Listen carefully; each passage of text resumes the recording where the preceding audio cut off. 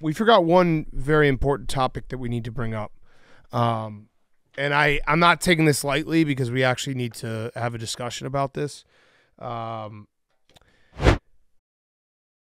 today's Pardon My Take, we have UConn head coach Dan Hurley, our good friend.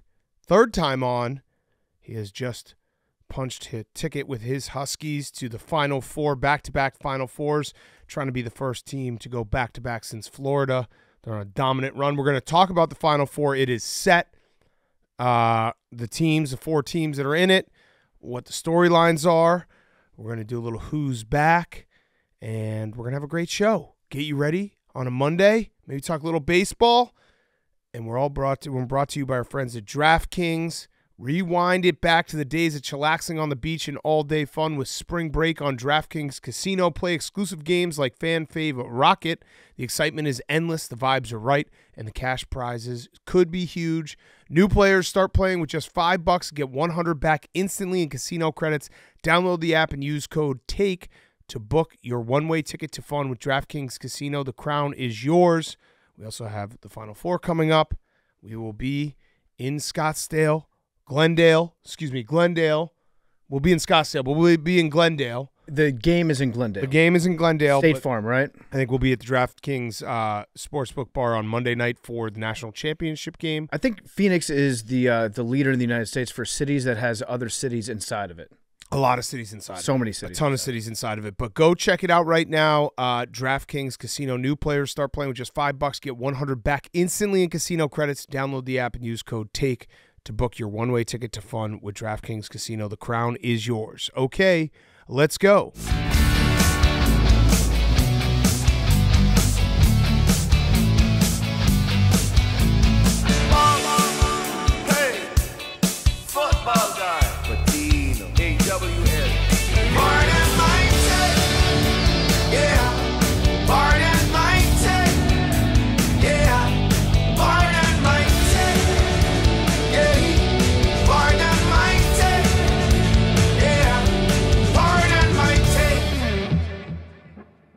Welcome to Pardon My Take, presented by DraftKings. Go check out the DraftKings Casino right now. New players start playing with just $5 and get $100 back instantly in casino credits with code TAKE when you download the app.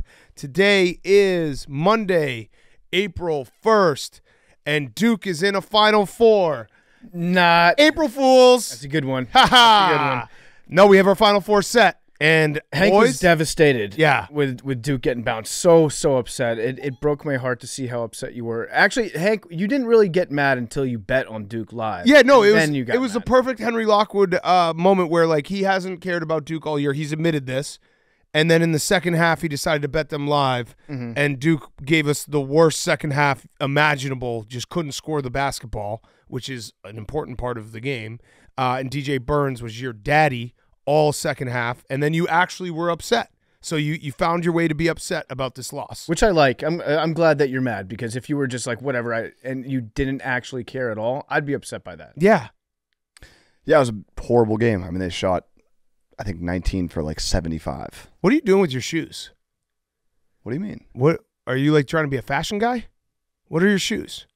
What are those shoes? They're nice shoes. Are you trying to be is he trying to be a fashion guy? What are you talking about? I know we got to talk about the Final Four. I've always had the best shoes on the I know we got. I disagree. I actually think PFT gives a run for the money with best shoes. When he drops the pennies. When I got the pennies, I got the kamikazes. Are you trying to be a fashion guy? Crocs. I've had these shoes for like a year. I know we have to talk about the Final Four, but I have to talk about these shoes first. I've always been a fashion guy. I'm so fashion. Those look like shoes you would wear when you want to think that you're wearing golf shoes. This is a nice Easter outfit. Oh, you get dressed up for Easter? Interesting. Yeah. Interesting. Is that why you're wearing Carolina blue today? I don't know what you're doing with those shoes, but I'm on to you. What? I mean, like these are literally just white shoes. Yeah, but something about it. They're not like regular white shoes. They're like fashion guy white shoes. They're Instagram ad white shoes. Here are the shoes you wear if you're going to work, but you want to wear shoes, but you have to dress up. That's what he's wearing. What are you looking at, Hank? I'm trying to look at the name. Prada. I can see it. It's Prada. Yeah, those are fancy. Those are Prada shoes. No free ads. No free ad. No free ads, but a dude who's a stoolie gave these to me. Yeah, Instagram ad. Buy the Novella. vending machine shirt. All right. Buy the Well, yeah, vending sorry machine Buy that- the shirt. vending machine shirt. Your Devils lost on Easter, Yeah. actually. Very sacrilegious on your part to be cheering for them. But DJ Burns is the fucking man. Yes. I love him. He's the best. On behalf of America, thank you. Everyone in America should thank DJ Burns for beating Duke, Oh. for just being awesome. And it is funny. It's like the Drake meme when we just got done watching Zach Edey, and we're like, no. And then we watched DJ Burns. Yes. Yes. Yes. Fuck yes. He was wearing his 8th grade bully shoes. I think they were James Harden's, but it was like a hue of green that just didn't match anything else on the court. Spinning on everyone, just looking awesome. His touch is so nice. It basically came down to, could DJ Burns score more points than got scored on him? And the answer was yes. I would also Could. add, could he score more points than got scored on him and also limit his fouls to 4 or less? Yes. Because and for the last like 7 minutes of the game, DJ Burns would just stand with his arms straight up. He wouldn't even try to contest shots. They would just go right at him. He'd just be like, I'm just standing in the paint. I'm going to put my hands up in the air and try to avoid me if you can, please, offense. Yes, and we could talk about the totality of the Final Four. We're going to go through each game, but like this NC State run, everyone's heard it. You know, they were down, or they were tied with Louisville in the first round of the ACC tournament. I actually have a clip. This is the team that's playing in the Final Four. This is from the game they played against Louisville 19 days ago. Tell me, what is this celebration right here? I don't know why anybody that's got the recent history of these guys is celebrating. That's Jim Boeheim 19 days ago. The team that's playing in the Final Four. Now, credit to Jim Boeheim. He did actually pick them to go to the Final Four in his bracket. He was 3 for 4. He had UConn, Purdue, and NC State. But the NC State team was tied with 5 minutes left to Louisville in the first game of the ACC tournament. They were a buzzer beater 3-pointer away from none of this ever happening, and actually even more because everyone's like, oh yeah, the buzzer beater when Virginia didn't foul up 3. The crazier part about the whole thing that gets lost in the shuffle is the guy who was shooting the free throw for Virginia, Isaac McNeely, was an 87% free throw shooter, and not once this entire season had he missed 2 free throws in a game. He had already missed one in that game. He missed the second one, so the first time all season he missed 2 free throws in a game. And that let NC State get the buzzer beater overtime, start of what is the most insane run. Well, so he bricked the foul shot. NC State goes down the court. They don't foul. They get a 3 off, banks it in. Barely banks it in, too. Not even like a good-looking bank. Yeah. Goes to overtime. NC State goes on. And then, yeah, I think they just started believing that they could do it because they beat Duke. They beat UNC. They beat Duke again. Yep. And now, like, you can't tell me Beat that Marquette. They beat Marquette. They're actually just a good team. Yeah. They're a good team. And the other DJ on the team, awesome. So they're a good combination. And then they've got Diarra, who's just eating up rebounds and fasting for Ramadan Yes. at the same time, which now I'm starting to think that you should have somebody on your team that is a practicing Muslim that fasts during NCAA tournament games, because now this is 2 years in a row with Sonogo from last Yes. year, and Hakeem did it back in the NBA days. There's something to it. They're crazy. They have the most losses for a Final Four team ever. 14 losses on the season, and they're in the Final Four as an 11 seed. It's just fun to watch. Like DJ Burns, I don't know how anyone watches that game and isn't like, this is my favorite. It's got to be your favorite player. Like, he was spinning, the soft touch. Like, he doesn't even really jump. There was a couple times where he boxed out, but he wasn't even really boxing out. He kind of was just holding someone off and then grabbed it with his other hand. And he's also the best dude ever. Do you see that clip of him taking pictures with security after? Yep. Like, best dude ever. Owns vending machines. Owns vending machines. NC State is America's team, and they took down Duke. And justice for Jamal Shed, who got hurt in that Houston game, because Houston would have whooped Duke's ass. Yeah, Houston was definitely the better team. I think the only way that you can defend against DJ Burns, maybe Edey will be able to do it just because he's huge and has long arms. Well, but we can get to that in a second. Yeah. If you're not a giant, the only way that you can defend him is something that Duke tried to do one time tonight. They never went back to it, where you just back away from him as he's putting that. They pull the shoulder chair. out. You pull the chair out, and then he gets out of control. That's the only way that you can stop him, because you can't push back against him. You're not going to outmuscle him. He's going to hit you with his back or shoulder and get like 2 feet of separation right as the time that he's spinning around with a hook shot, and you can't do anything about And it. his finish is so soft. And listen, like disappointing end for Duke. They should have won that game. They were 7.5-point favorites. But John Shire, how would he have known that DJ Burns was good? You can't prepare for a guy like that. He's never had to prepare for a guy like that. No. So, maybe he should have had someone besides Filipowski on DJ Burns, who fouled out with 10 minutes left in the game. And you know what? Not only did NC State defeat Duke, but they also beat the refs. There was Yeah. a moment. There was a moment when America said, And "Okay, here we go again." Hank's part of America, where Barely. they blew the whistle because the ball hit the shot clock, went out of bounds.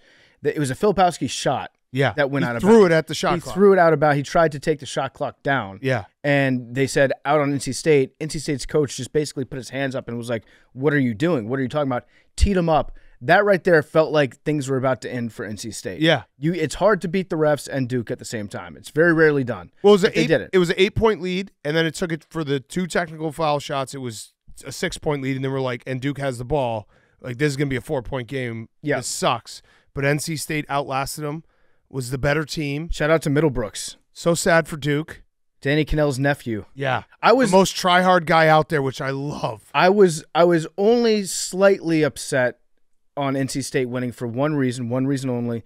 I would have just loved to hear Danny Cannell's take on getting beaten by a guy that wears nail polish. Yeah. That would have been right in his I would wheelhouse. never root for that. He would have done 3 weeks in a row of content about how men should not wear nail polish. Also, it would have been nice if Middlebrooks had gone to an SEC school, because that would have also been a nice wrinkle for Danny had to have to root for an SEC For the school. SEC, yeah. But he had the shirt, Middlebrooks, what was his name, Ben Middlebrooks? Uncle. Yeah. Just so everyone was clear. We should sell those shirts. Yeah, we- just anyone can buy Ben Middlebrooks uncle shirts. Yeah, he becomes a Where's Waldo of like who's his actual uncle. Yeah, he's America's nephew. Yeah. But yeah, NC State, incredible story. So this Final Four, I feel like has it all. I know that the Final Four when we had all the blue bloods was incredible and the ratings were crazy. But this Final Four has this true Cinderella. They have Purdue and the most polarizing player in college basketball in Zach Edey, because you either are a Purdue fan and love him or you're the rest of America and hate him. They have the freight train of UConn, and then they have Alabama, which Alabama, as much as I am not a Nate Oates fan, they are fun to watch when they get going, and they're absolute flamethrowers, and it's their first Final Four. So you have two teams that haven't been, I think, 83 for NC State, 80 for Purdue, first time for Bama, and then the repeat, the national champs from last year. Not to Juggernauts. mention redemption for Purdue. Redemption Yes, for Purdue redemption for losing, 16 seed, for yeah. losing last year. And the crazy part of it is that amongst those 4 teams, I feel like UConn is the team that anyone without a dog in the fight is going to root for. Yeah, well, I mean, it's pretty crazy. NC State, sorry, NC State. NC State is Yep. America's team. I forgot about I can NC admit State, that. yes. Yeah. So let's talk about the Purdue-Tennessee game, because boy, did people it I'm mad. gives me so much joy watching other fan bases have to watch Zach Edey, and then I feel less crazy because I've had to watch it for 4 years, and it's like they join the fray, and the screenshots come out and the anger comes out. Everyone's like, how do they call this a foul? Zach Edey didn't have a foul called on him for the first 30 minutes of the game. But with all that said, Tennessee, I know Tennessee fans are mad, and you could be mad at Zach Edey. I think you probably should be more mad about everyone not named Dalton Connect. I think you can be mad about both things at the same time. I think you can be furious about Zach Edey and how the refs call him, and I think that you can also be like, it would be nice if Ziegler had made 1 3-point shot. So Dalton Connect was 14 for 31, and the rest of the team, he was 17 for 31. Wait, what was his final stat line? He scored 31 points. More than half of his He had team's 37. points. He had 37 points. So 14 of 31, 6 of 12 from 3. 14 and 31. The rest of the team went 10 for 31. Yeah. I'd say that would probably be more why you lost than Zach Edey and how he was officiated. And I got dangerously close. If Duke had won that game, I would have been I might have gotten an Edey jersey and watched Purdue play Duke and been like at the forefront of saying like those are all fouls. You can't do that to Zach Edey. I would have been number one proponent of Zach Edey for one single game. Zach Edey makes everyone so angry, and I understand why, because I've had to go through it myself. He also is getting to a point where people are just diminishing that he's just not good at basketball, and he's very good at basketball. He is good at basketball for sure. He has gotten a whole lot better at basketball. When I first saw him play, I think 2 years ago is when I started watching him. he didn't look like he liked being out there, didn't look like he had any fire, didn't look like he knew what he was doing. He was just kind of out there moving slowly. I always would say that it's like there's a tiny little person controlling the big robot inside of him that's like thinking, okay, move your left leg, right hand.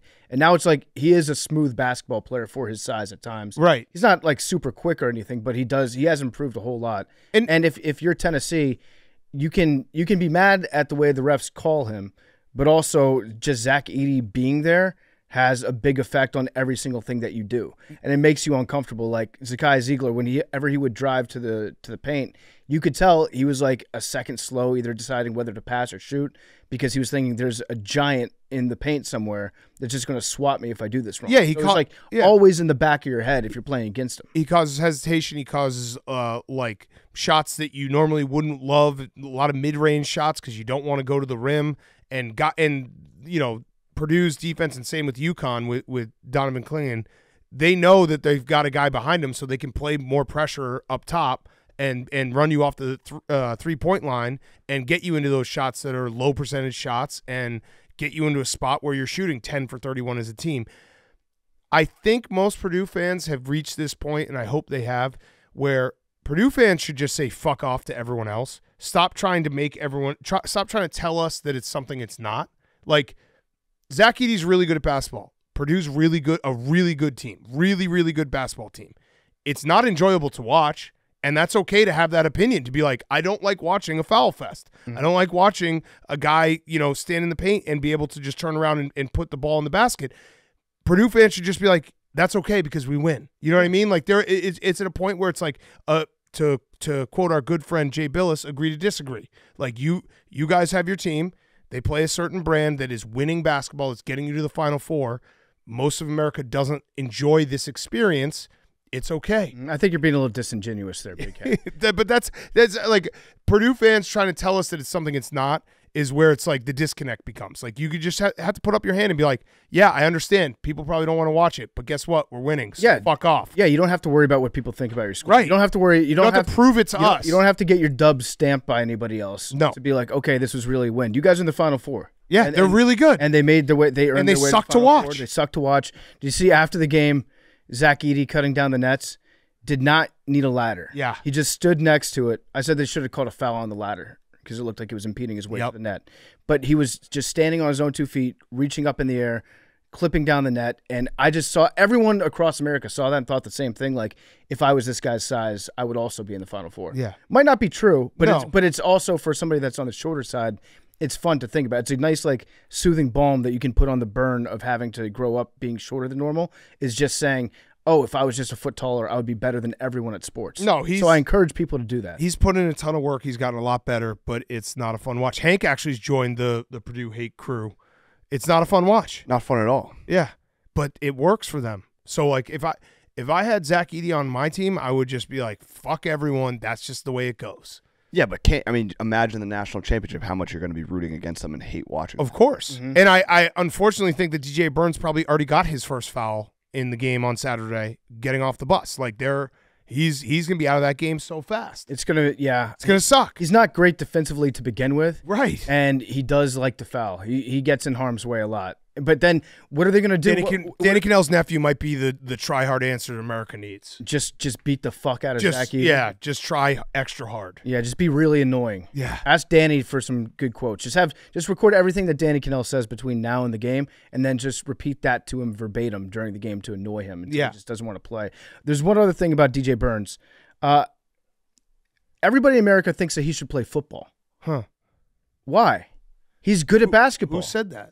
Just everyone is like, no, but I know that when we interviewed him, when we were like, do you think of like playing basketball, like your football player playing basketball? Oh yeah, he does that a few times. But I've seen lots of people be like, oh, this guy should actually try to play left tackle in the NFL. Oh, I haven't seen that because his touch is so good that I want him to keep playing basketball. Yeah, it would be a disaster. Yeah, he's not a football player. No, he's the perfect big man basketball player. Exactly. Let's just enjoy DJ Burns for what he is. Although I do understand the sentiment that the NFL is king, and so you have to be like, you see a good athlete, oh, he should play football. Because there was a while where anytime there was a good basketball player, they would want to try out for the NFL to be a tight end. Yeah. Like, who's the guy on George Mason? I don't Remember that? You remember that big guy? I haven't seen the DJ Burns should play football take. Oh. I know that he everywhere. does plays that make him look like he's a football player. But yeah, I love watching him play basketball. Just let the man play basketball. But Yeah. whoever the George Mason guy was, I remember he tried out. Are Like, you thinking of Mo Ali Cox from VCU? no, he no, played- no, yeah, he's he just plays on in the Colts, no, right? no. I'm thinking Yeah. about the George Mason player from the 2000. 2006 when they made the Six. Final Four. Yeah, so he tried out for the NFL and they clocked him to 40. I think he ran like a 5.4 40-yard dash time. They're like, okay, yeah, maybe this whole NFL player, NBA college basketball player thing Ja will work out Lewis. for everybody. Ja Lewis signed a free agent contract with the New York Giants. Ja Lewis. That was who you're thinking of. I just looked it up. 2006. Yeah, no, I think DJ Burns is right where he needs to be. All right, so Tennessee fans, though, like that was disappointing, but I really do think it's really the rest of your team not named Dalton Knecht kind of let you down. All you had to do was hit a few shots that weren't Dalton Knecht shots, and he was so good. But it just, you can't, like Purdue's one of those teams, like you can't make mistakes against them because they all their guards are older. They're just smart with what they have a system. They know exactly what's going to work. They spam the same play. And if they're hitting their threes too, it's just like lights out. That happened on Friday night when Gonzaga was in that game. And then you looked up and it was like, nope, Gonzaga's done. I'm Absolutely cooked. going to say something nice about Zach Edey, though. After the game when they interviewed him and he was talking about people that doubt him, he started screaming. And Yeah. I think he dropped the F-bomb. He was like, we're fucking here. He showed some emotion tonight. I hate him less Yeah. after watching that. He also said he had a boner when someone was holding one of his teammates was holding a camera or a phone and being like, we made it, Final Four, how we feel. Yeah. And he's like, I have a boner. Probably for the first time in his life. Yeah. If you're that big, you got so much blood elsewhere in your body. Yeah. So Zach, I mean, listen, he's averaging 30 and 16. He had 40 and 16 today. It's insane what he's been doing this tournament run.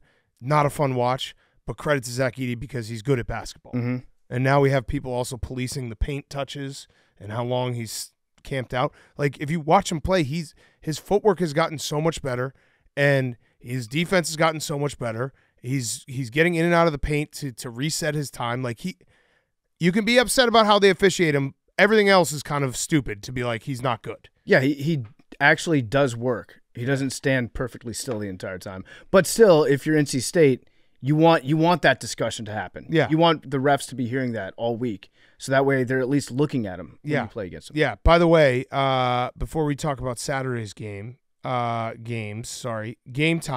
our guy Quiggs, who's one of our best employees at Barstool, incredible editor, NC State grad.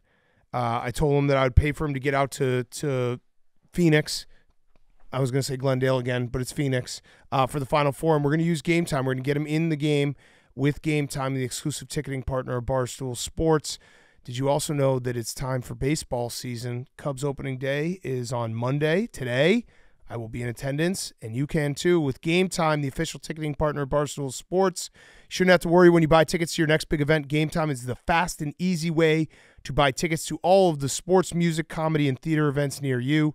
They have flash deals for sudden discounts, zone deals for when you're feeling flexible, and their lowest price guarantee means that if you can find the same seats for less anywhere else, Game Time will credit you 110% of the difference. Game Time is the best place for last-minute seats with up to 60% off your favorite events. What are you waiting for? I'm going to be going to a bunch of Cubs games this year, and you can use Game Time to get there as well. Take the guesswork out of buying tickets with Game Time. Download the Game Time app, create an account, use code PMT for $20 off your first purchase. Terms apply. Download the Game Time app today. Last-minute tickets, the lowest price guarantee. Okay, let's start with this podcast knowing ball better than any podcast in the world. Clemson was eliminated. Never had a shot. We know ball. Never had a shot. We know ball. Yeah, Alabama, the great Alabama experiment has hacked basketball. It's fun to watch if you are a sicko. Yeah, Rico has just ruined Alabama for me because Nate Oates should be a story that we're like, I mean, it is cool. Like when they're like 11 years ago, he was a math teacher, and now he's going to the Final Four. And you saw Alabama on Saturday night do, when they get hot from three, they can be the best team in the country. Like that's just a fact.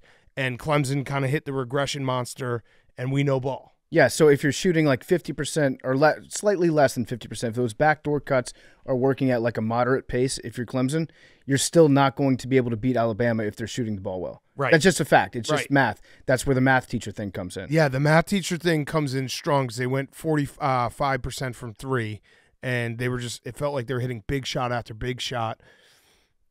I also think that Alabama, and maybe people will say this is crazy, but if you have as much football success as Alabama does, you can't, like, no one can in their right mind be like, I'm rooting for Alabama, unless you're obviously an Alabama fan. But in which case, enjoy this. enjoy the hell out of this. But, like, the regular sports fans in the world, it's just too close to everything Nick Saban did and how much he dominated in football. Yeah. Like, you can't also have basketball. If you're an Alabama just sports fan, so you root for Alabama football and you root for Alabama basketball, probably to a significantly lesser extent than you root for the football team, what's the conversion rate?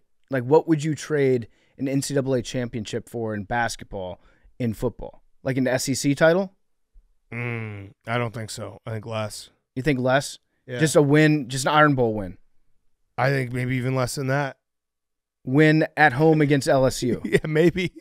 Home win against LSU equals national championship I- basketball. I mean, there will be some Alabama basketball fans that will say that we're crazy for this, but I think that if you polled the entire Alabama fan Yeah. base, I mean, football just is king there. Yeah, I'm not. It is. I'm not talking about the diehard Alabama basketball Yeah, fans. yeah. In which, like, if you are one, obviously, and even if you're not, even if you're just an Alabama fan, Yeah, in general, this is an awesome this run. is an awesome time. Enjoy it. But I'm trying to figure out what the average member of the fan base would trade this title for. Win against Georgia.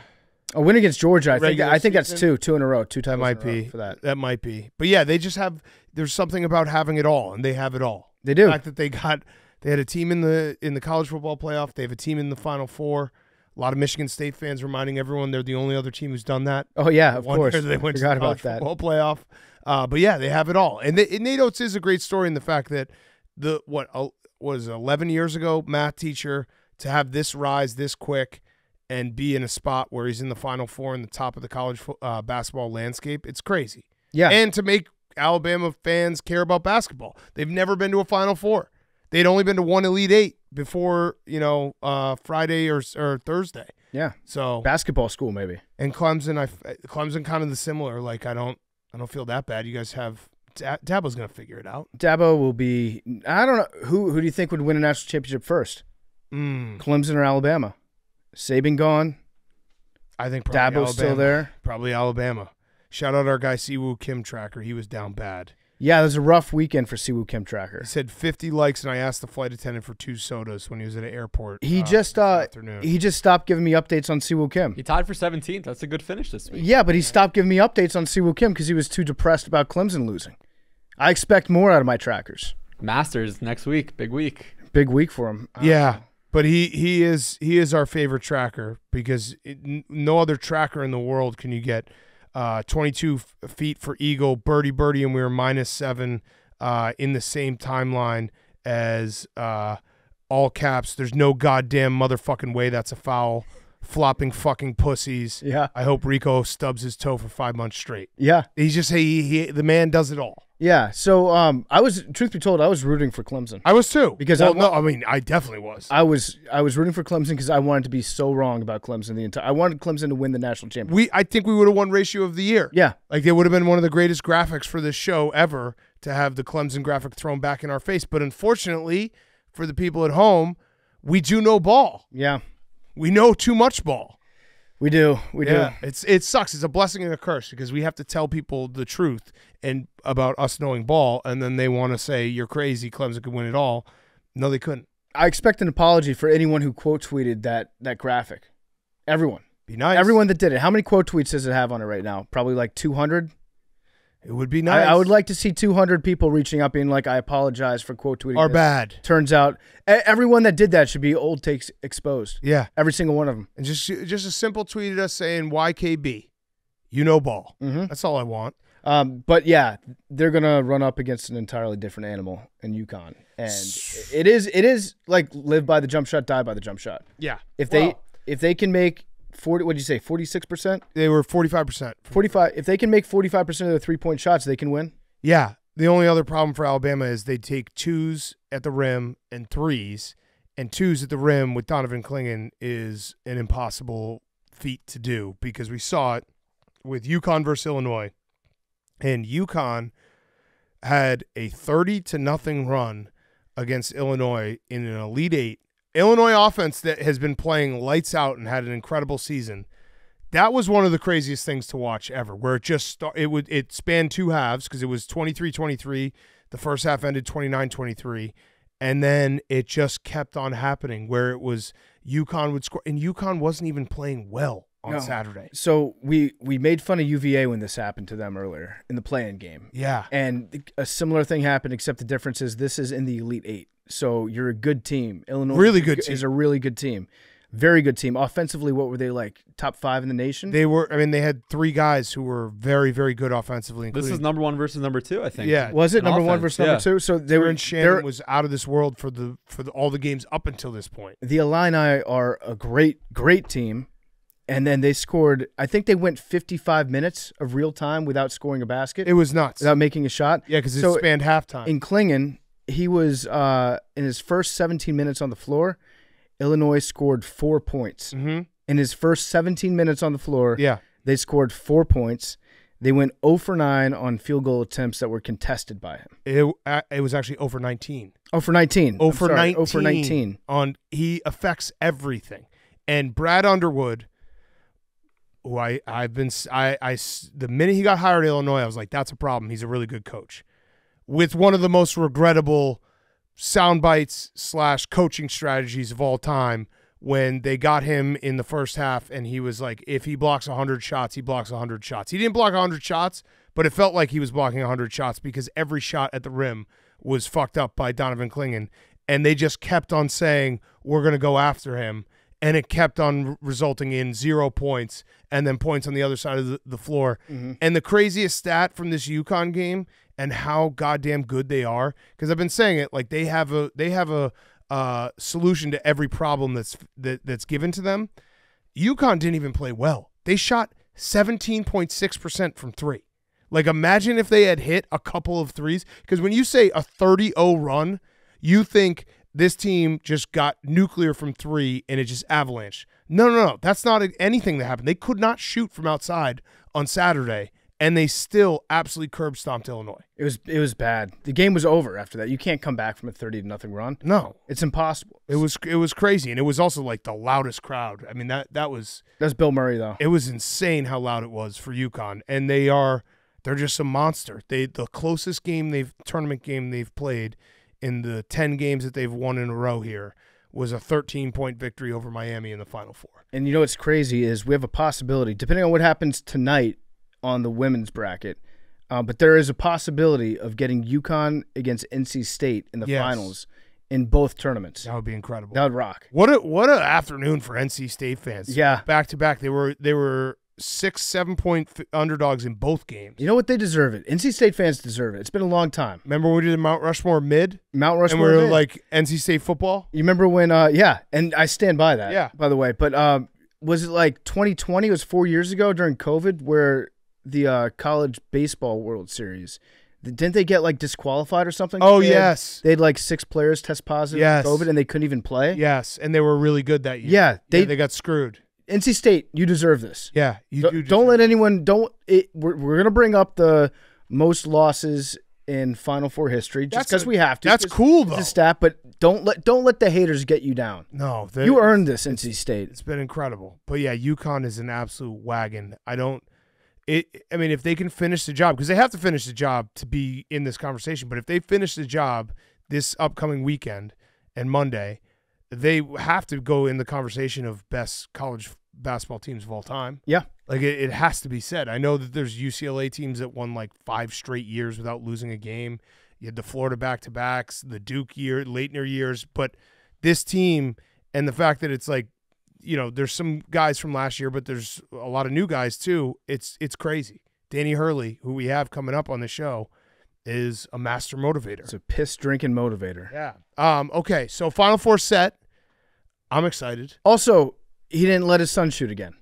Yeah. At the end of the game. I mean, they were killing him. We're going to talk to him about that in a little bit, but just let Andrew take a shot. Are you guys excited for the Final Four now? I feel like this is, especially after last year, which was a weird Final Four because we had all those upsets and we had, San Diego State and FAU, and it was a weird tournament. This feels like we're back to order restore, where it's like you have two teams that were Purdue and UConn were the two best teams all year, and then you have two great stories matching up against them. Yeah, I mean, I like it set up this way because we all have one Cinderella to focus all of our Cinderella energy on. Yep. There were too many Cinderellas last year. Yeah. Not enough stepmothers.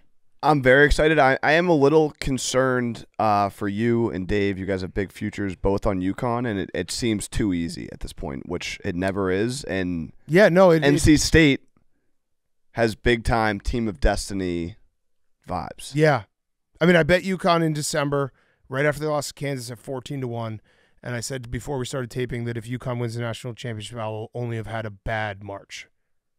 So I need them to win the national championship. I do. So I'm excited, but that Yeah, no, it does. if that happens, that will be. But what if they just keep rolling? It seems like they should.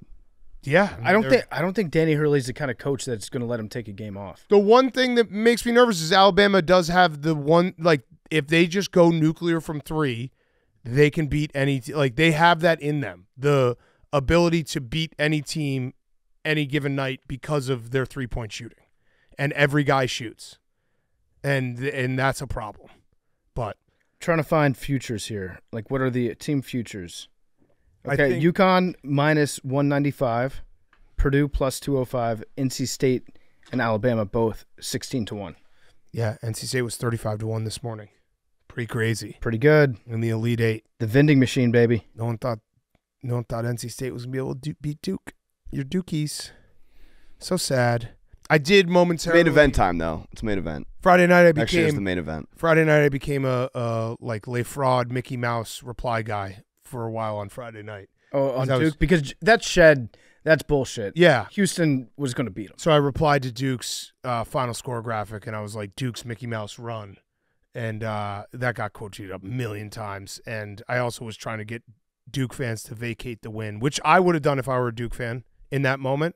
Jamal Shedd is, he's going to finish as a finalist for National Player of the Year. He goes out.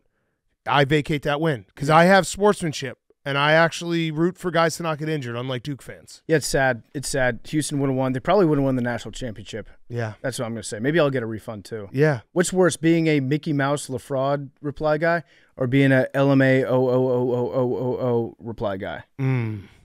I mean, sometimes things are just funny. Yeah. Sometimes. No, but when you're doing the LMAO, like making fun of the person that said that. Like not agreeing, not actually thinking it was funny. Oh. But so Big Cat, if you had done the here's Duke's Mickey Mouse title Yeah. run and then ended it with LMAO, like laughing at your own joke. Yeah, yeah. At Duke, I think that makes it a little bit Yeah, worse. that makes it worse. As long as you don't level up into that guy, then you're good. Listen, I enjoyed my time as a Mickey Mouse LaFraud guy. It was kind of fun to just step into that world. Because then you have to copy and paste it and be ready to just post it on anyone who posts. Yeah. Like instantly. It's got to be the first thing. Like Adam Schefter tweets that the Giants just signed a backup kicker. You got to be like, Duke's fraud run. You gotta have Here like, it is. You gotta have like 60 different notifications Yeah. for that. Yeah. Speaking of Adam Schefter, should we talk for a second about Rashee Rice just being on the run? Yeah, so he was driving a car that was in a really bad accident, I guess. The old Lance Briggs, where he then left his car and was like, I don't know where it is. I was gonna say he's like a coach's son on that team. Yeah, but what's the latest? Is he still gone? I don't know. I don't think he's been apprehended. That's very bizarre. They haven't caught him yet. But good news for the Chiefs, you signed a Welsh rugby star, so I guess you're receiving Corby fine. Did no one died, right? I don't think so. Okay, I that's- think it was a serious A accident. woman was injured and her kid was in the car. Okay. I mean, bad, very bad. I just saw a lot of people being like, the Chiefs are done now. They're cooked. I'm sure Rashee Rice will probably still play. I don't know. Depending on how injured people are, depending on what he did, You probably shouldn't leave the scene of an accident like that. I would say not. Probably not. PFT, have you been studying for the bar? Yeah, I have, Jake. Because according to Jostina Anderson, she says Rashee Rice has retained counsel. Okay. Oh, so he got a lawyer. So he's a lawyer. Yeah. Well, that's a smart move. You should always shut the fuck up when you're talking to the police. If they're asking you questions, it's because they don't know the answer. All right. I just love shut the fuck up That's Fridays. the update. Those as of guys rock. 26 minutes ago. Yeah. Okay. That's a weird story, though. It's a very strange story. So I'm looking at some of the pictures of the crash site, Yeah, it Doesn't look good. Was not good. I'm gonna confirm, not good. Mm-hmm. Rasheed It Rice. was a dash cam video too. Yeah, of him crashing. Turn yourself in. Rasheed Rice. Do it. All right, what else is going on in the sports world before we do Who's Back? Anything else? Oh, there's See that Jokic pass? MLB. Yeah, I saw the Jokic pass. I saw the Luka shot Yeah, you see that? Luka did a scoop, like almost a 3-pointer. from like 20 feet out. Jokic Scooped also it in. said that he was late to his press conference tonight because he was watching DJ Burns. Game respect game. Yeah, big men respect big man. I like Huge that. women's game tonight. Huge women's game tonight. Yeah, yes. Elite Eight. This one's going to get people angry. Oh, also Kim Mulkey, not that bad. Yeah, so the hit piece on Kim Mulkey dropped. It turns out it was just a profile of Kim Mulkey. It was just like she's an asshole. Yeah. Which anyone who's a very successful coach in college sports or pro sports, you could write it and be like, yeah, it turns out they're kind of an asshole. Yeah, they're very demanding. Some players don't like them because they're so demanding. They can be a dick and they can go too far. I actually think it's a beautiful moment in just equality in America when I can look at Kim Mulkey and be like, she is a dick. Yeah, she's a dickhead. She's a dickhead. Definition of a dickhead. And I want to know how much more views this article got because Kim Mulkey did like 2 press conferences about it. Probably a decent amount. Probably I went and a looked ton for more. it. I looked for it too. Yeah. Who are you guys rooting for in LSU versus Iowa? I think I'm rooting for I want Caitlin Clark to get a championship or to get to a championship. You got to a championship last year. I want her to get to another one, and I want her probably to win. So I think I'm going to take Iowa. Okay. Hank? What's the spread? I think it's like 1.5. Let's just pick the game. I think I'm kind of rooting for LSU because it makes people so mad.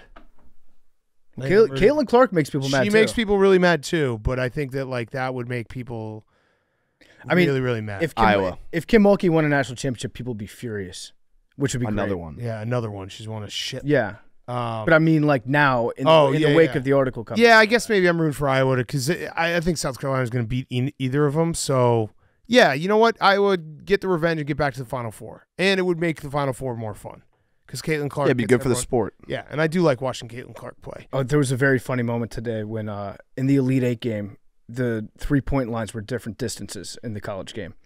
One was like the old women's distance, and one was the new women's distance. And they didn't know. They played, I think, 5 games on that court before somebody. And That's way worse than like. It wasn't even an official that saw it. You know who saw it? It was a dude that was up in the 300 level. Well, why didn't A official? guy. It's not on the officials to measure the 3-point line. But if a guy that's just sitting up in the 300 level notices it, and he had to yell at somebody on the sidelines, texted that person, sent them a picture that he took on his own camera from the upper deck, and then they had to go measure. It's crazy. The fact that they played 5 games there and no one said anything is bad. It's bad. Very bad. And I feel like we could have probably been making money off We that. definitely could have been. What would making have money off happened that. if they went to overtime? It's a good question, Jake. I don't know. Play half court. Do like Take two the ball out. 2.5 minute periods? Yeah. Yeah. So they switch? Play 1-on-1. Yeah. I don't know. But that was bad. Big three it. That was very bad. Yeah, we got some brawls in baseball. Yeah. And by brawls, I mean benches clearing and bullpen catchers. That's my favorite, when the bullpen catchers get involved, Yeah. because they do this little trot out of the bullpen. Yeah, they look like penguins. They're so happy that they get to see sunlight. Yeah, the Mets are already a disaster because they got 1 hit on opening day. They've lost all 3 games, and then they also threw at Rhys Hoskins on Saturday after I think he was already 4 for 4, and was like total, just unanimous Bush League. And we're like, why would you do this after he's 4 for 4? I think their manager already got suspended. Yeah, that's tough. Yeah, so there was the Brewers and Mets with benches clearing, and then the Blue-rays and Jays also had the benches clear. It's good to get it started early, though. What's that? The Blu-ray disc. Yeah, the Blu-rays. Yeah, the Blue-rays did it. Also, I'd just like to be the first to congratulate Jake's New York Yankees on winning the World Series. Yeah. 4-game sweep in Houston. Congrats, Jake. Juan Soto got his pinstripes. New era. Juan Soto today. Offense and defense. Actually, this whole weekend, Juan Soto has been incredible. And it's just like, it goes to show you when you play in San Diego, it's too nice. You can't be that good at, you can't be locked in at sports if you're in San Diego. But you go to New York, your day kind of sucks a little bit just getting around. The only thing you care about again is sports, and Juan Soto is probably, I don't know, one of the best players in the game, and he's so fun to watch. I'm so pissed off I don't get to root for him for his entire career. Yeah, Yankees have won it all. Congrats. Yankees. Congrats, Yankees. Okay, It's coming home. let's do Who's Back of the Week. brought to you by our friends at Coors Light. Coors Light, the most delicious beer in the world. Chillalander, can we see what we got? Yeah. From day-to-day annoyances to the big stuff life throws your way, it's easy to get worked up, but there's a better way, a chiller way. Turn that canceled concert into a parking lot dance party. Too cold for an ocean swim. Play volleyball and light a bonfire instead. That's choosing chill. And when you choose chill, reach for a Coors Light when the mountains turn blue. It's as cold as the Rockies. When you choose to rise above it all, choose chill, choose Coors Light. Get Coors Light delivered straight to your door with Instacart by going to CoorsLight.com/take. Celebrate responsibly. Coors Brewing Company, Golden, Colorado. CoorsLight.com/take. What do we got in the calendar? So how many? I'm opening up 3 days. Yeah, open up all of them, or 3 days. 3 of them, 4 of them. We got duct tape in case we want to kill Hank. That's Yep. nice. No, that is duct tape for. So some gumballs. Oh, nice. Yep. Your nerves, your team, your bracket. It's all coming apart. So here's a little help holding it together over the next round. Oh, A nice. little unconventional, but desperate times call for desperate adhesives. We still could use this to bind Hank and kill him. So let's go with number 10. Okay. Number 10. These kyanite crystals Oh. enhance inner vision. Hanukkah crystals. So you can see the games before they happen. Bracket with confidence, knowing the cosmic universe is on your side. Though some forewarning, the cosmic universe can be a bit flaky. Okay, I like that. All right, so we got crystals here. Crystals. And then where's 11? Here, go to 11. This one goes to 11. Got it. You got it. You got it. Oh, disaster. Can you get it? Oh, no, we got a problem. Disaster. CoorsLight.com/take. This is a problem. This is disaster. Hank, this is a problem. Are you watching this? I can't get this You one can't open. get it open. Manhandled by a calendar. You're getting bodied by a calendar, PFT. Hank, go help him. Go help him PFT, out. you're getting absolutely bodied by a calendar. Do something. Go to 12. Go to 12. As a go man, to 12. as a man, As a man, go to 12. never open another man's calendar. Go to 12, PFT. No, I got Move it. on. Gotta learn on This your is own. bad. Maybe you. This is like not being able to get a jar of pasta sauce open. I pushed it in. We can't do to anything 12. until Push that it in 11. farther. No, that 11. All right, has give it to to me. go. I'll get it Can't open. go any farther. Try to get 11. Oh no. You can't get it. No. It can't be done. I got 11, no problem. Oh, you got skinny little fingers. No, I fucking manhandled it because I'm a man. You got little Caleb Upset Williams chick City. fingers. Upset City. That's Greetings PFT from for Upset not being City. able to open the thing. Yeah. Wow. If you had in your bracket a calendar beating PFT, you got the upset correct. Thank you to the chill calendar. That was tough. It was tough. It was a hard thing to open. It was a hard thing to open. All right, Hank, your who's back of the week? My who's back of the week is Bryce Harper. Yes. Oh yeah. It was either game 1 or game 2. Bryce Harper was playing first base. They hit a foul ball. He went flying over to try and catch the ball, went too fast, and then basically cartwheeled head first into the dugout. Looked pretty serious.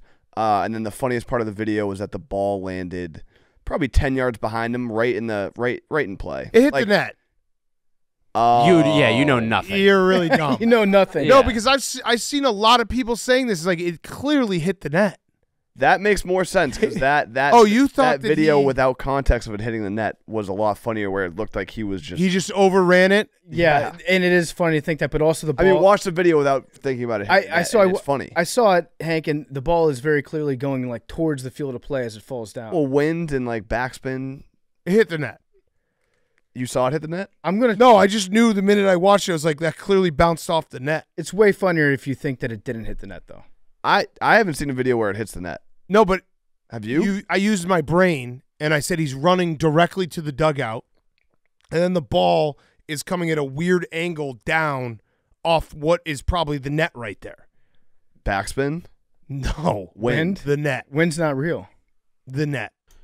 The net is still far away from where he But it's like, extent, made the catch. Yeah, but he he misjudged where the catch was. I also think it might have at first I actually thought it hit. Well, if it's far enough to hit the net, then he still didn't need to be going that hard towards the dugout. At first I thought maybe Fact or it fiction? hit the net Fact. and then hit the top of the dugout and bounced up.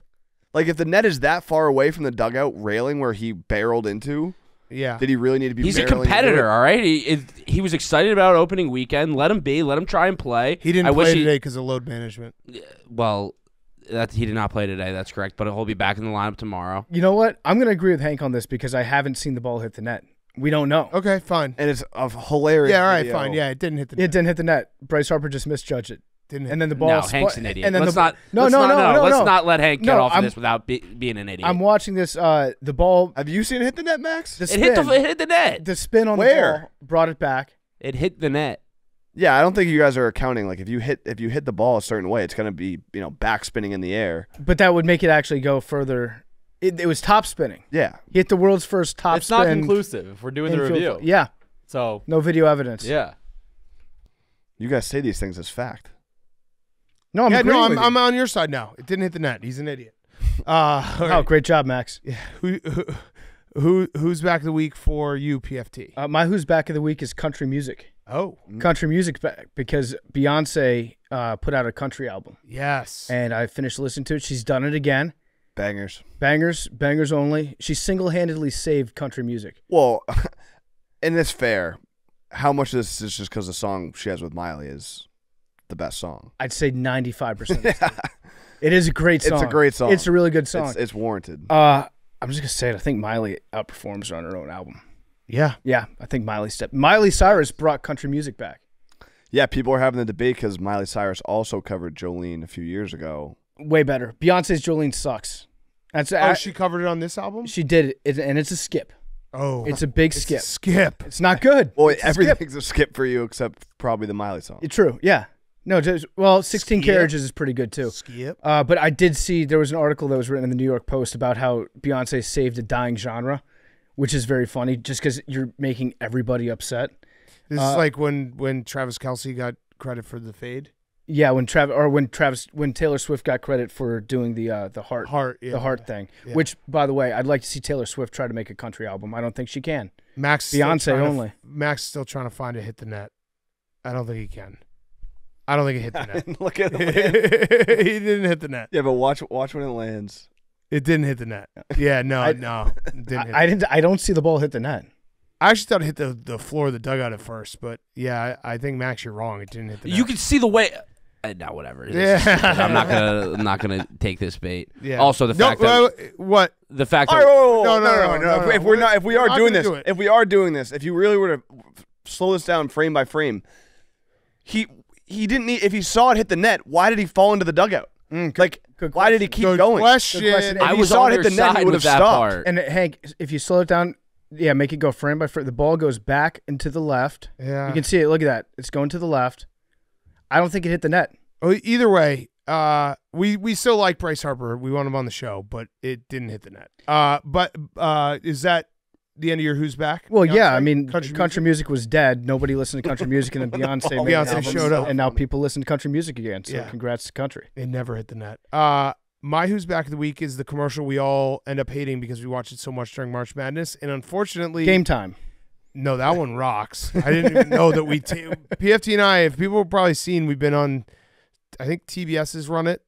When we taped that, we didn't know that was going to be a real commercial. No, so that was a commercial that me and Roan taped like 2 years ago. Yeah. And it was like a pre-roll for Barstool Sports videos. And then I got a text from one of our producers saying, hey, we want to remake that video. Can you do it? Here's when Roan's going to be in town. And I was like, yeah, I don't know why we're redoing this, but yeah, let's do it. And then Big Cat was here. Roan was not here. So Big Cat's like, sure, I guess I'll do this like ad. Well, Rob begged me because he was like, Roan can't make it. And I know I annoy you. And I was like, no, Rob, you don't annoy me, but I'll do it. And so we do this. And then like a week, 2 weeks later, Yeah. it's apparently a commercial that's on TV, which is crazy. But that one doesn't annoy people, hopefully. The SGA, Shea Gilgeous-Alexander, and Chet Holmgren commercial is horrific. And those are two of the most fun young players in the NBA. And I don't know who told them to do that, but that was a big mistake because I hate them now. It's way, way better than Paul Missed the Net. Oh, that one's good. I like that one. I know. Paul missed it. I know. I love it too. I love the look on Biz's face when Whitney hits him with that one. Yeah.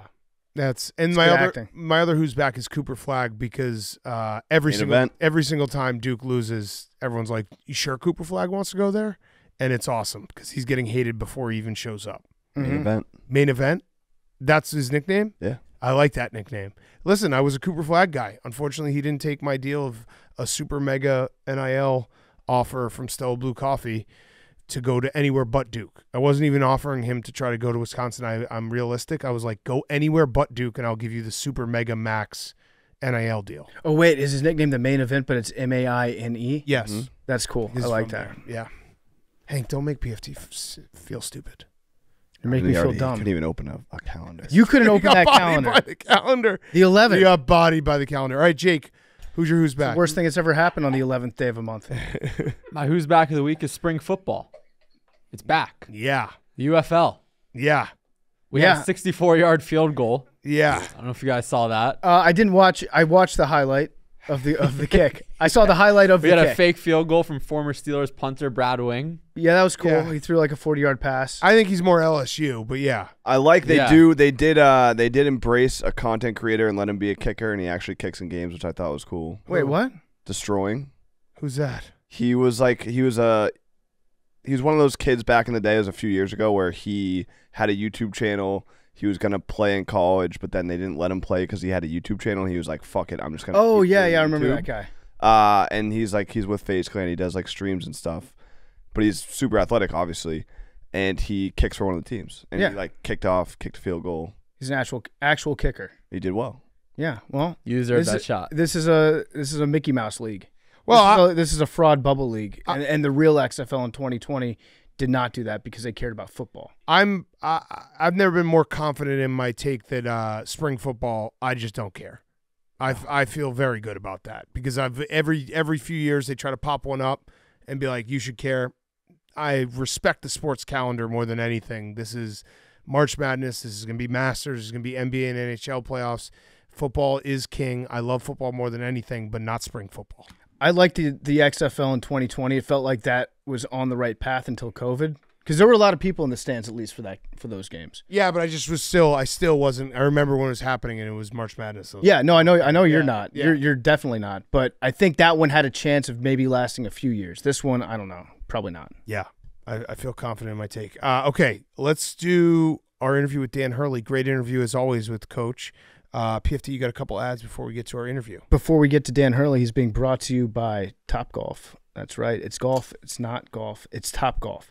If you've never heard of them, they have all the stuff to make them legit golf. They've got balls, clubs, turf, even a ball picker upper cart thing, but they're very much not golf too. We're talking loud music, giant targets, climate-controlled bays, and unbeatable food and drinks day or night. There are a lot of big sports moments coming up soon, so if you want to catch the games as you play, Topgolf is the place. Since they want everyone to play, they just launched half-off golf Monday through Wednesday when you book in their app. All you have to do is book a Monday through Wednesday in their app, and you're going to get half off the golf. Of course, even they have some rules. Half-off golf Monday through Wednesday applies to gameplay only, is not offered at the Vegas venue, and it's only available when you book in the app. For full details on the offer, visit topgolf.com/PMT. For a limited time, get half off golf every Monday through Wednesday when you download and book in the app. For full details, visit topgolf.com/PMT. That's topgolf.com/PMT. Coach Hurley is also brought to you by Sport Clips. Your hair might grow fast, but after going to Sport Clips haircuts, you're going to wish that it grew even faster. That's because Sport Clips has the best seats in hair. That may or may not be because they happen to be right in front of TVs playing sports all day, every day. We know watching sports while getting a haircut sure beats watching your reflection get a haircut, which is why at Sport Clips, every day is clippers and curveballs, high tops, Hail Marys, even waves and wickets. At Sport Clips, you can check in with pros in men's hair and totally check out with pure, uninterrupted relaxation. So yeah, come watch an endless stream of sports on TV while getting an awesome haircut. Sport Clips, it's a game changer. And now here's Coach Hurley. Okay, we now welcome on a very special guest, friend of the program. It is a tradition, 2 years running now, to have him on the Sunday after getting to a Final Four. It is UConn Huskies head coach Dan Hurley. Coach, first of all, congratulations. Your team is a monster and so much fun to watch. I want to start with Saturday night. From your perspective, a 30-0 run in an Elite Eight game. What was going through your mind when that was happening? Because that was insane to watch. Really, man, just the way I'm wired, I'm probably in my mind just like thinking next possession, just because I'm so, maniacally kind of locked into the game. But, it was weird just looking up at the scoreboard and, we got off to a good start. It's 23-23. you look up a couple more times and then it's 53-23. Mm-hmm. It's crazy. And it was crazy. And to do that, to do that against that team, the way they've been playing, it was crazy. Yeah. Yeah, it was so fast and so impressive that even people in the stands, Larry David included, was yelling at you to stop coaching. He told you, stop coaching, you're done coaching for today. Did you hear Larry David yelling at you? No, I didn't know he was over there, and everyone told me about it after. And I'm like a Larry David type of character, like as a coach, I got all, the weird idiosyncrasies, and I say whatever I feel like saying, and it's a lot of times it's ignorant. I would have thought he'd be on my side. I would have thought he would be for me and not against me. And I don't think there can't be a connection to University of Illinois at Champaign, right? No, I think he was just there as a fan. But yeah, I think he hated me. Yeah, hated you. He hated my style. He hated the way I went about coaching. He said shame on you. Did you feel shame? I have felt shame at different points of this year. Mostly after being threatened by fans in opposing arenas, and then them trying to play an "I got you" moment with me, and videoing me and trying to present me as some type of a monster. Yeah, we've had your back the whole way. When any of those videos pop up, and you are kind of a Larry David like character. I mean, you drink the piss before every game. You're going crazy on the sideline. How is that going, by the way? The mushroom tea. We'll call it mushroom tea. We know what you're drinking. Yeah. It's all being effective for me. The cocktail that I've got over there. Everything I'm doing pre-game in the back. I have actually a setup before I even get out onto the arena court. I've thought about maybe letting CBS in on that. I've got like all these different sprays, aromatherapy, lavender spray, a peppermint spray, a peppermint halo. I have some holy water back there. I got a nice little setup, right around the 8 to 5 minute mark, spritzing that gets me in a good place. Gets me smelling fresh too. Yeah, I like that. Yeah. We can tell you look like you smell good on TV. Yeah, sure, that's a fact. I like the one quote that you had where you said that your fan base is noxious as shit on social media. So do you have somebody that monitors what's going on Twitter, on Instagram, and do you actually show people's posts in your team meetings? Yeah, we do. We do it all the time. We sometimes in recruiting too, if there's things that we could use to show potential recruits, that they'd be making a mistake by going to another school, based on some things we've seen on social, we'll share that too there. Yeah. But yeah, Luke Murray, I mean, he does a lot of just fueling the fire, poking the bear, so to speak. And, you got to have some different type of fuel that you run on. And, because it's a long season, and you got to obviously be on your toes, especially when you're playing in a single elimination tournament. We don't even get the luxury of best of 5, best of 7. So you got to be on edge. Mm-hmm. Yeah. So about that, you found motivation in very different ways this year because you guys are so good. Has there ever been a moment where your team's like, all right, coach, you're not actually mad about this, specifically the tip time that you used as motivation for Thursday night when you're like, oh, we're first tip? Okay. Shows disrespect. Because I was watching that and I was like, I like that Coach Hurley's doing this, but he can't actually be mad about this, can he? Yeah. Yeah, I mean, they expect it, and they're almost aware before I come in of where I'm going. These kids, clinging, and my new addition here, my Cam Spencer, who also he's a mini me, on the court. Yeah, so I think for us it's like we've won a lot. Look at what we've done since Teddy Allen knocked us out of the tournament there, in that brutal rock fight in Buffalo. We've dominated, and we've put guys in the NBA. We've won all the championships. Now we're in the Final Four. We're going to have more guys in the lottery this year. I think we do got an edge to us. We don't get talked about enough. Our season hasn't been covered in my mind in the national media enough. This is a team that's done historic stuff. Yeah. So, I mean, if we were at Duke or Kentucky or Kansas, they would lead SportsCenter with it, and it would be the biggest story in sports. But because we're in Storrs, Connecticut, and we're just a little grimier there, grimier. Yeah, I love the chip on your shoulder. So you bring up Cam Spencer. I had a question about him. The story goes that he stays in hotel rooms on the road with Caravan, and he yells at him before every game in the hotel room. At what point did you find out or figure out that Cam Spencer was a mini you and also a psycho? Yeah, I knew he was a psycho. On the visit, you had a pretty good sense because, like, brother Pat, Dad Bruce, and Donna, they're all alike. I mean, they have the absolute same worldview, all of them, and it's like go hard or shut the what up. And he's there's some weird connections too. Both his parents were born in Jersey City, where I grew up, right? I think his mom went to the grammar school I went to, and then they also lived in Rhode Island for a little bit. So there's some weird connections there, but he's cursing. I think he curses a lot. He smashes and kicks the ball. He punches the basket.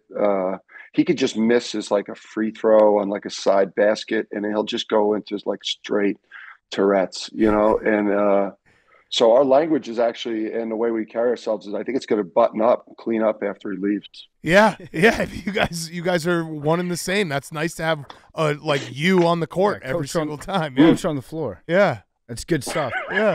Did you figure out what you're going to use for motivation this week going into? I mean, I know you already talked about the national media not talking about UConn enough, but is there anything with the setup of the tournament that you've found so far where it seems like they're out to get you?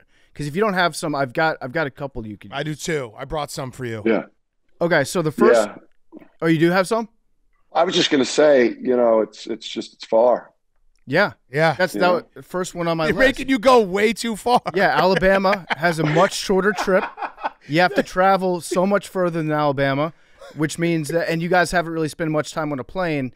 You're going to have to be on a plane. It could be a Boeing. You don't want any extra minutes in the air. Oh, it's far. I like it. It's just far. And then the second one I had was that how you feed off online hatred. You love seeing people talking shit to you. And Alabama actually has the 47th lowest broadband rate, and I think they're the 46th lowest internet availability for all the states. So there's not as much stuff for you to use for motivation there. Yes. So the fan base is not going to do it for me. Well, I got one. I got one for you. You say. I'm saying there's not enough internet in Alabama for them to talk shit. Yeah, I got one though for you. I found someone found enough internet. Here's one. Someone tweeted, "Fuck it, we're beating UConn, and you can't convince me otherwise." That was actually from the Barstool Alabama account. Barstool Alabama said that. Yeah. How many followers they have? Did a lot of people hear that? Yeah, they had 160,000 views on the tweet. Because that matters a lot in terms of how angry you get over what somebody said. If there's if they don't, if the avatar is like an egg or it's like a person that doesn't exist and it's like a fake name, that those people, they don't get to me. But anyone that has the courage to go like their actual face with their actual name and maybe where they work, when they trash me, that gets to me. Yes. The bot or whatever whatever the fake person shit, the Wizard of Oz. I don't care what the guy says behind the curtain. Yeah. That's, I mean, it's so this is just a message to anyone. If you want to get noticed by Coach Hurley, put a name on it. Put a name on it and a face on it. A real person. Yeah, you should have to person. show a driver's. You should have to do a Twitter too. I think you should have to have some type of ID. Yeah. Mm-hmm. Like you should only be allowed to have one account, and everything that you say, it should not. There should be no anonymous on there. Let everyone back up their words. Yeah. Yeah, especially nudes in bio. Yeah. Which is just all the tweets now. It's just every tweet. It's under there. It's great. I got a stat for you. You ready for a stat? And I want to know maybe if you change up. I mean, everything's working right now. But if you want to change up something for the Final Four, we could help you, be coaches from afar. UConn's record when Andrew Hurley plays 41-0. When he doesn't, 63-29. Sounds like. Have you thought about starting him? I did on senior day. Oh, Did you win? I didn't end up starting him, but I met with him, and we talked it through. We talked it through because the fans love him. Yes. At UConn, because he's not like an entitled asshole whose dad's the coach and the whole thing. Like, he's like a humble kid. He's a funny kid. You know, he just does his thing. So, I went to him before senior day. I said, listen, these people, you fooled them. They think they're really behind you. And, they celebrate you all the time. But if I start you play like shit and we lose this game and blow the Big East regular season, that whole thing shifts. And he didn't want to risk it. So he cleaned it up at the end. yeah. I mean, my biggest qualm with your coaching recently has been that you have not let him shoot at the end. Yeah. You're on the sidelines. He's your son. Now, I know what you're thinking. You want to be classy. You don't want to run the score up. I get that side of it. But I would imagine that your dad would take more enjoyment of seeing him making a shot in that situation than anybody else. And one day he might be a coach, and you're going to want to see your grandson hit a shot in a game like that. So you gotta teach him. You got to let him in and be like, okay, you're going to get one shot here. Yeah, and you know what? My dad is probably a better dad than me because he let me. I think it was maybe my sophomore year. I subbed my brother out, county championship.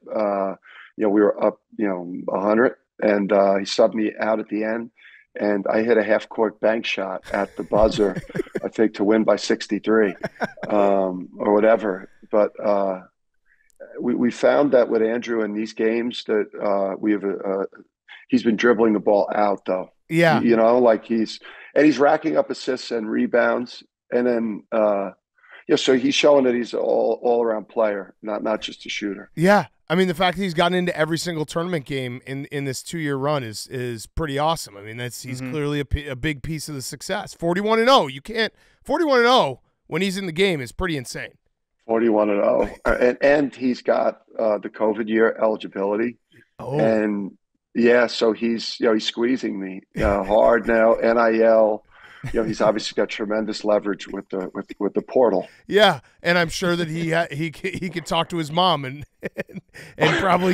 probably get you to show some leniency that way. I mean, he's the closer. You gotta have some respect for the closer. Yeah, he's the closer at Ted's on campus here. That's where all the madness goes on in stores.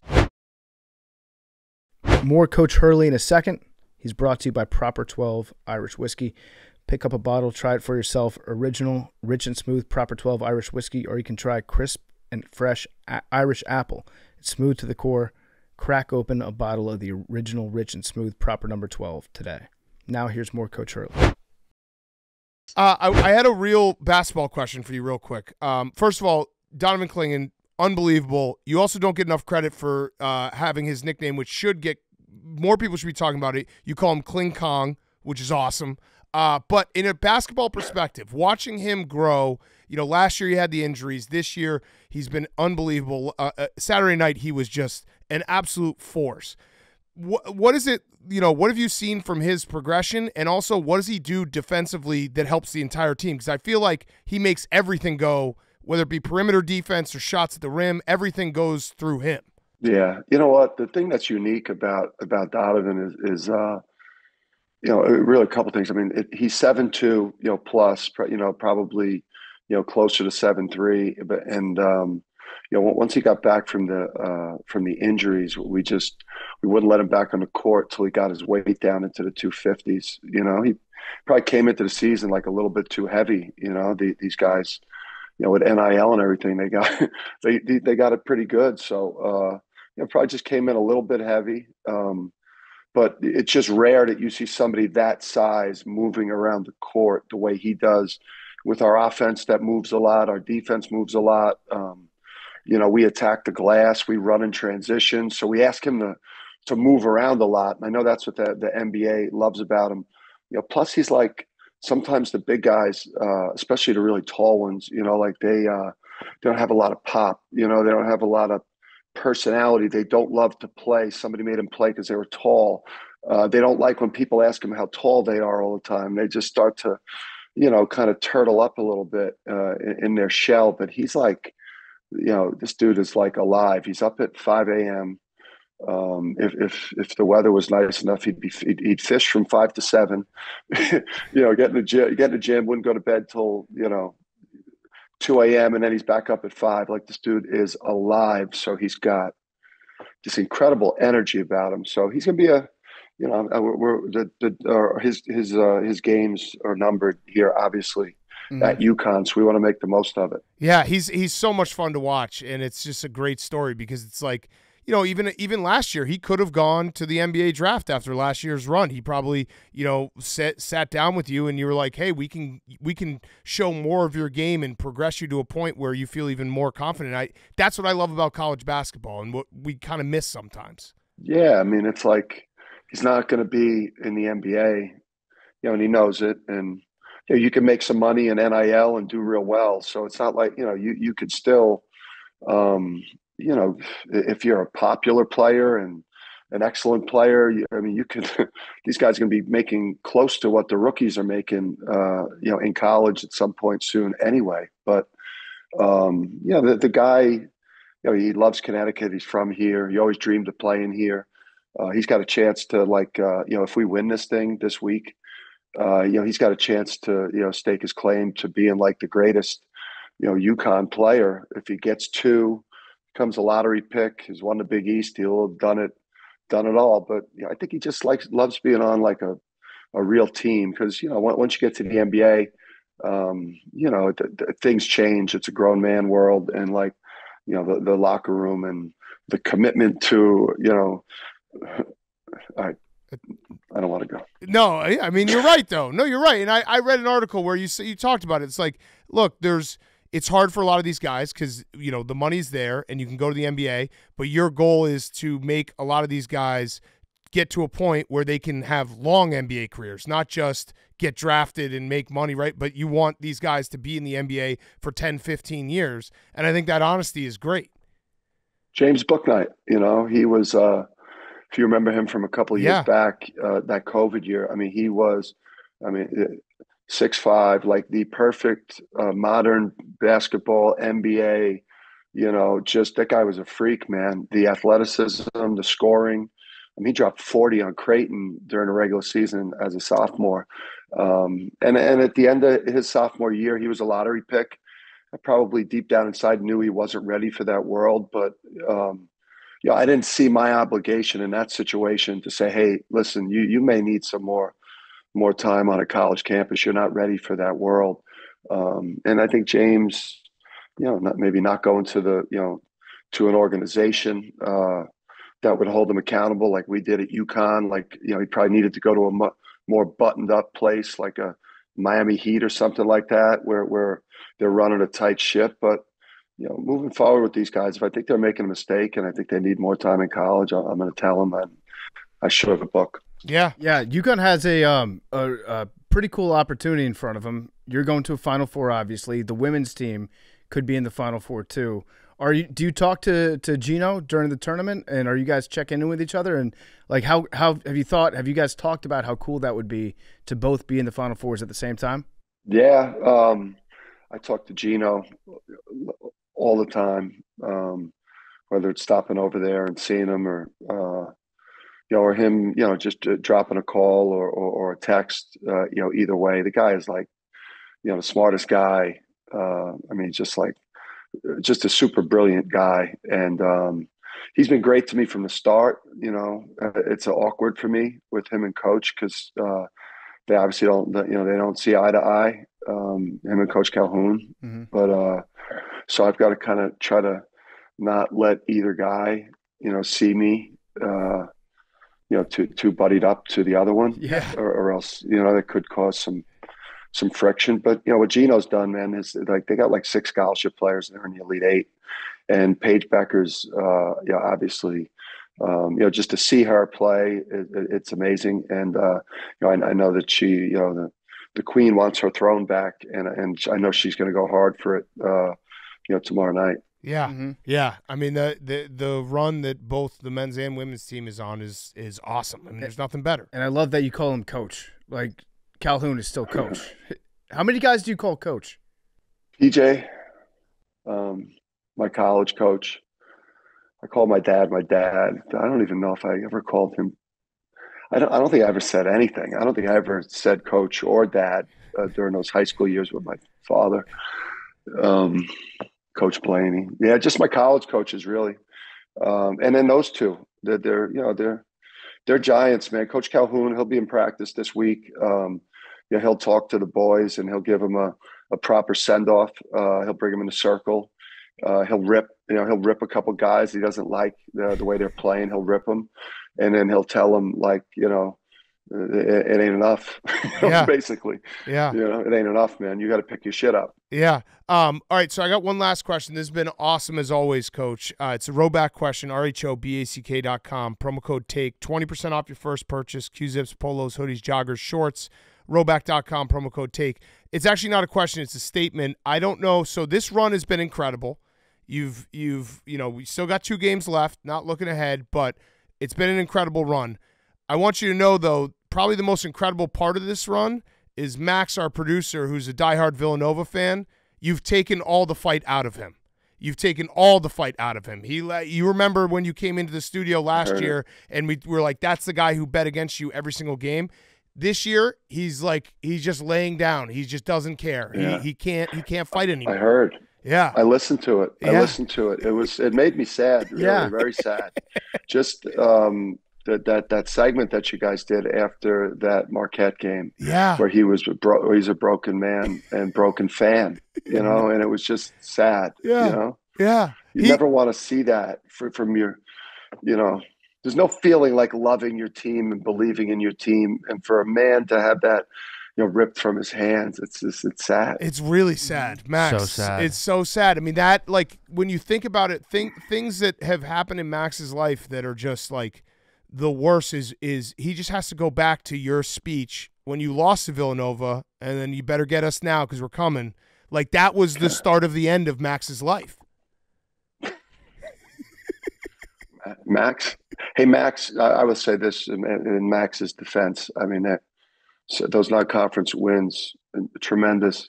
What hurts them, though, is those Big 5 games are just brutal games to have on your schedule. Yeah. Coming in sixth in the Big 5 is tough. They're tough games because they're the Super Bowl of all those low to mid majors, and and for Villanova, when you're playing Carolina in the non-conference and all these big games, and then you're getting ready for the Big East, it's not as circled on your calendar, and they're neutral, or they're in weird places, and it's just I wonder if you asked I wonder if you asked those guys whether they like having those Big 5 games on their schedule. Yeah, that's tough. Max, is this making you reignite your hatred a little bit? The fact that your bitter rival is they're patting you on the head. It's okay, Max. I mean, I've been patted on the head for the past 2 years. It's just what it is. What it is. I will say I haven't bet on UConn one time this tournament, but I haven't bet against them once. You learned your lesson. I just know you're going to win, and I can't root for UConn. There's nothing you can do about it. But at least I'm not rooting against you like I was last year. Yeah. Last year you were against us the whole way. The whole way. Oh, yeah. He bet against you every single game. He's like, they can't do it. Dan Hurley can't coach in I didn't March. say that. He said all these things. I didn't say that. He kept on saying them. By the way, so you've been standing. When did it flip? It flipped. When did it flip? When did it flip? You killed him this year. I think what game? After the Big East tournament this year, when Villanova got bounced, I think he just gave up all hope. Yeah, he also got up. He said baseball season. He got up big for that Saturday night game when Villanova came to Connecticut. He was like, "This is the start of the run for Villanova." Yeah. That kind of just extinguished. But we got everything. you guys coming off a loss. That was bullshit. Yeah, he was so mad that you lost to Creighton because he's like, "No, we needed this." But so one thing about Max, and I actually want your take. My last question, because you have been standing up for your league, which I love that. The Big East should have had more than 3 teams in the tournament. Max has the take that it's actually anti-Italian discrimination because the Big East is an Italian league. Do you agree with that? I never put that together. I had a lot of conspiracies as to why it was happening. Yeah, but not the Italian, not the Italian thing. Yeah, I thought it had more to do with not having big time football or whoever. The weird thing is too is in that room, there's with all those committee members, when the representative from your league, when they were talking about teams in your league, that person's not allowed to stay in the room. Yeah. So I guess what we have got to learn the art of is of how to destroy these other conferences when you are in the room. Right. Yeah. Right. Because they recuse you. Yeah. Yeah. You can't fight for your teams. You can't say a word about your teams, but you do have the ability though to crush the other people. Yeah. And what channel do you guys play your games on in the Big East? What network is that? Yeah, we're Fox. What network is the NCAA tournament on? Just thinking. It's been on CBS, or unless you're the defending national champs that have had a historic season and won almost everything, then you're a true TV. Yeah, interesting. Or playing at 2:00 on Friday instead of prime time, which honestly, whether we're able to finish this thing off and have the great week and deliver, historic level stuff with a completely new team. Just when you've done what we've done, you deserve those primetime slots. You deserve, the attention that comes with all the success these guys have achieved. That's all. Yeah. Now, if we come up short on Saturday, or Monday, if we get through Saturday and people want to go at me for talking and being confident and believing in the team and talking a lot of shit, then they'll have that moment. But I turn my notifications off, so I won't hear the shit anyway. Yeah, there you go. So look into that Italian discrimination thing. It goes deeper. I think Max is onto something. Big East is Italian league. That's he All right, Max. felt it. Max. As soon as I'm done with this season, man, I'm on that. I'm gonna figure that out. Thank you. I need that. I need someone from the inside. Yeah. Well, Coach, thank you so much. We appreciate it. Best of luck. I'm rooting for you guys. Maybe because I put a future on you after you lost to Kansas, because I was like, this team's good. I'm the anti-Max in the room. But yeah, good luck. And anytime you're in Chicago, next time you're here, we got to have you come out because we got a full basketball court. You got to just scream at run us through some drills. Yeah, I would love to do that. I mean, was Coach Pitino, was he in studio? Yeah, he was in studio. Yeah, so we got to do it. Yeah, I got to get back in studio. Let's do it. Yeah. All right. Well, best of luck, Coach. We'll be watching on Saturday night, the late game. Some respect, the late game on Saturday night. Coach Dan Hurley, right. Congrats, and let's go win 2 more. Let's go. Let's do it. Coach Hurley is brought to you by Chevy. As everyone knows, this is a Chevy truck podcast. Chevy trucks are the greatest trucks ever built, and our good friends over at Chevrolet have been a big part of my take story. From the Silverado helping us dig the biggest hole ever dug in Ohio during Grit Week, to Silverado partnering with us to give college fullbacks the rightful recognition they deserve with the Lowman Award, to our nonstop cross-country trip to the big game in L.A. behind the wheel of a Chevy Silverado. Silverado has been part of it all. Chevy Silverado, longtime awesome partner of the show, a truck with commanding, unstoppable grit, legendary capability, and dependability too. I love the Chevy Silverado. I actually drove a Silverado for an entire summer. Great truck. Drove it out to Los Angeles. Awesome truck for road trips too. So find out for yourself, like so many other AWLs. Head to Chevy.com. Check out all the Chevy truck grit. Build your own Silverado. Check out what current offers are out there during Chevy truck season. For do-it-yourself projects to road trips, off-road adventures to tailgates, whatever your thing is, it all starts with a Chevy truck. Okay, let's wrap up the show. We forgot one very important topic that we need to bring up. And I'm not taking this lightly because we actually need to have a discussion about this. The Philadelphia Phillies hung a banner for losing the World Series. Mm-hmm. The town that doesn't hang banners. It wasn't the World Series. Well, they didn't lose. Oh, they lost the NLCS. Yeah, I forgot. I got my years and so they didn't even hang the banner for a series. They hung a banner for a year to just celebrate a good year. This is coming from our good friend, Max, who has claimed that we don't care about banners for losing years. We don't hang banners for losing years. They hung a banner for a year when they choked in the NLCS and lost games 6 and 7 at the bank. So, Max, why is this flag a different color? I don't get that. I don't want to talk about this. We have to have a series. You thought you were going to get through the whole show. You guys didn't talk about it. I was happy to not talk about it. Yeah, you can pull up the text I sent to Hank and PFT right before we stepped in the studio. I said, let's not bring it up till the end to make him think that we just missed it. Because you thought in your sick little head we would miss this. Well, we talked about baseball. I was like, all right, nice. We did that on purpose. Hank was like, I'm going to do Who's Back Bryce Harper. Do you think we can get through it without bringing it up? I was like, yes, we'll avoid it. Because we have to have a serious discussion about the city of Philadelphia hanging a banner for a year that they lost in the NLCS. Max. It's probably going to confuse some people, too. Oh, there's probably some old people in the stadium being like, what year is it? Oh, it's 2023. I'm confused right now because there's other flags out there. Some are blue. What is blue flag? Like the dark blue? I think the dark blue means lost the World Series. Oh, that makes sense.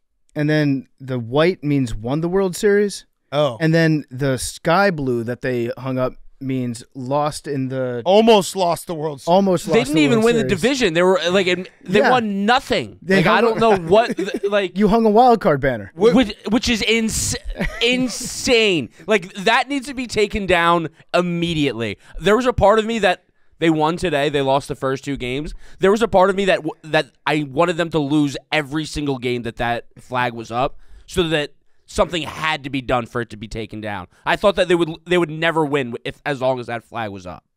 It can't be up. It can't be up. That flag can't be there. It has to be like an opening series thing, and then they'll take it down by. Oh, to celebrate the year that we're in? Yeah, but it was a fun year, Max. Like you guys made the playoffs. Yeah, you beat the Braves. This is the most pathetic thing. It's the most pathetic thing I've ever seen. You thought it was photoshopped. No, I knew it wasn't Photoshop. You thought though in your head you were like maybe it is. So what? So as the mayor of Philadelphia, who claims that we don't hang banners for losing seasons, where do we go from here? Everything that you stood for is gone. Are they going to give out rings for this too? Oh, they probably should. What would the ring be? 3-2 lead in the NLCS. NLCS participant, which is what they did in the World Series. National League finalist. Yeah, like the Colts banner. I don't know. You're no different from the Colts. Yeah, you are the Colts. You're the Indianapolis Colts. Yeah, I don't know what you want me to say. Like, I'm not fighting. Like, you guys are. This is. It's a direct reflection on you. I'm on your side. But this is representative of you, Matt. This is your city. This is what you believe in. I might go to Citizens Bank Park, scale that pole, and take it down myself. All right, now we got to see that happen. I'll pay your bail. I'll pay your bail.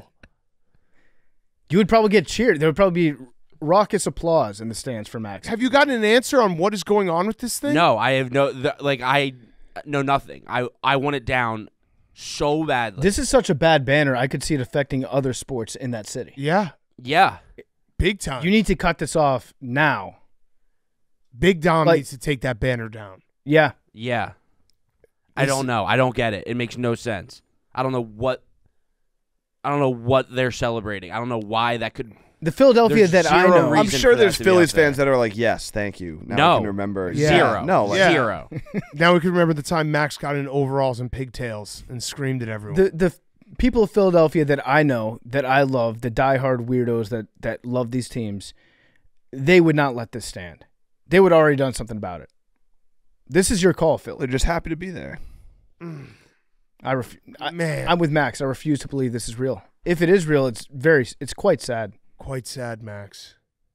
I don't know what to say. It needs to be down. I need the people of Philadelphia to rally behind everyone and just say that we need some sort of protest so that this banner gets taken. This flag gets taken down. What Hank was just saying, it sounds like they like the flag. No, that's incorrect. Were people as outraged as you were? Yes. Okay. Pug, you're a Philly fan. He's not. He's an Eagles fan. That's it. Oh, you're only Eagles fan. Yeah. What is he? Not Phillies. Oh. Not Phillies, Pug. Okay, but Pug, this will probably infect the Eagles. This will infect the Eagles. For sure. This type of loser behavior. It's gonna infect the 76ers. Yep. They probably won't even win a playoff series. I actually will say it right now. They're not going to win a playoff series. You know what? It's infected the Flyers already. Yeah. The Flyers, they lost their playoff spot to the Capitals. They lost to the Blackhawks. Maybe. I think that's right. I don't know. They got Yeah. cooked by I watched Yeah. like my first 2 Flyers games last. Yeah, last and is week. it any coincidence that this all started to happen after this flag went up? Next No, thing you they know, were losing Nova before won't the even make flag. the tournament. No, come on. All right, Come on, Big Cat. come on. That's fine, Pug. All right. That is our show. I think we're going to do a baseball preview on Wednesday. Earlier than ever. Love it. We got a special guest do a baseball preview. And the boys are off to Phoenix / Glendale / Scottsdale, Mesa. Scottsdale / all that for the Final Four. And then it's Masters Week, boys. And then it's Masters Week. And then we're kicking it into high gear. We're turning the corner on, like, I love how the sports calendar works, where you get March Madness and then you just look up and it's like 16 playoff games on a night, on a weekend, on a Saturday and Sunday. Best 2 weeks of my sports calendar year, I think. Really? I love the first round of NHL and NBA. NBA playoffs. Yeah. Well, I mean, NHL wasn't 2 weeks for you last year. Yeah, but just as a sports fan, we don't have to talk about me specifically. Okay. That wasn't about you. No, for me, I'm not worried until conference championships. Okay. But every night having meaningful games is the best. It is nice, yeah. This is going to be the most intense Celtics run. Yeah. Yeah. It's you got to win it all. Actually, if your city has 2 teams, if you have a team in the NBA playoffs and the NHL playoffs, those weeks are just chaos for you. It's so fun. It's the best. Yeah, no, I don't have anything. I don't have anything. Bulls are going to be in a plane. Fucking Bulls, Sixers, Celtics is looking pretty. the Bulls would have to win 2. And then play the Celtics. Yeah, they'd have to win 2 games against playing teams. Like the Sixers. Right. They're not going to win 2 games. All right, numbers. 40. 8. 3. 20. Max, I feel like your number 18. should be 2. What's that? 77. No, second place. Haha, I so don't get far. it. Oh, I'll be 2. I'll Two go sodas. 2. I'll go 2. Can I change my number to 2 today? If I can change mine to 11. Okay. And Maybe if- 23. I'll All right, take let's just 20. start again. Numbers. 20. 11. 2. 18. 3. 99, Pug. 21. That's Shane. Sounded like 21 Savage there, Shane.